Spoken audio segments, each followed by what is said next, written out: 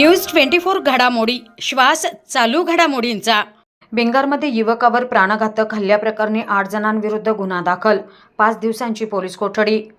भिंगार परिसरातील विजय लाईन्स चौकात जुन्या भांडणातून अक्षय हांपे या युवकावर प्राणघातक हल्ला करण्यात आला।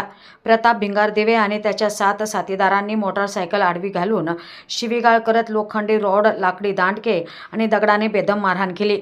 नागरिकांनी जखमी अवस्थेतील अक्षय हांपे याला तात्काळ रुग्णालयात दाखल केले, मात्र अक्षय हांपेची प्रकृती चिंताजनक असल्यामुळे त्याला उपचारासाठी पुण्यातील खाजगी रुग्णालयात हलवले आहे।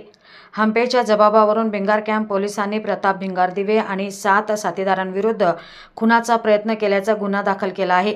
पोलिसांनी आरोपींना तात्काळ अटक केली असून न्यायालयाने त्यांना 5 दिवसांची पोलीस कोठडी सुनावली आहे।